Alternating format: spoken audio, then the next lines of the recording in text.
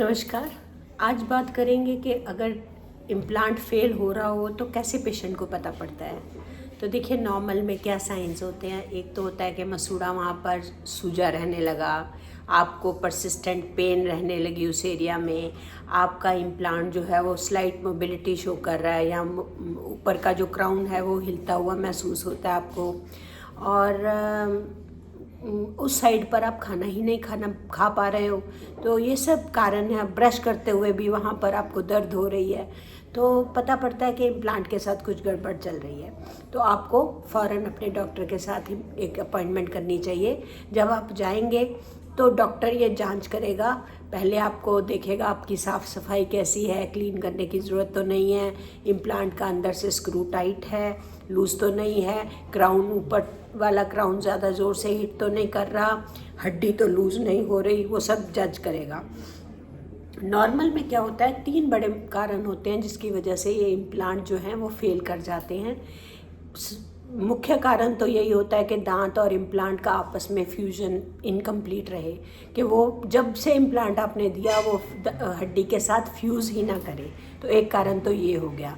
दूसरा कारण हो गया कि आपके दांत का जो इन्फेक्शन है वो आप क्लियर नहीं कर पा रहे, और इन्फेक्शन नीचे जाता जाता जाता जाता हड्डी गले जा रहा है, और एक दिन आएगा जबकि वो जो फ्यूज़ हुई हड्डी है वो भी अलग हो जाएगी इम्प्लांट से, और आपका इम्प्लांट जो है वो फेल कर जाएगा।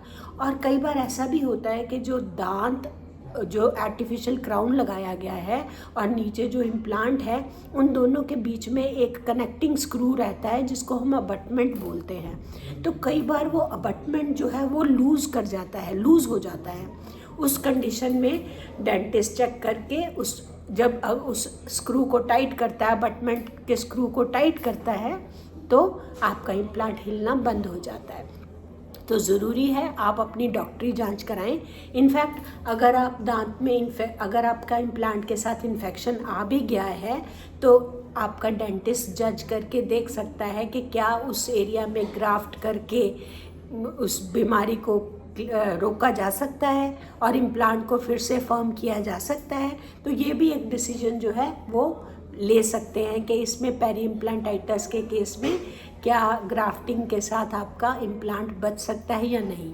और अगर बिल्कुल नहीं बच सकता तो इम्प्लांट को हटा करके वहाँ पर कुछ बोन ग्राफ्ट कर दी जाती है, और 3 to 6 मंथ्स तक वेट करके फिर नया इम्प्लांट डाल दिया जाता है। Thank you.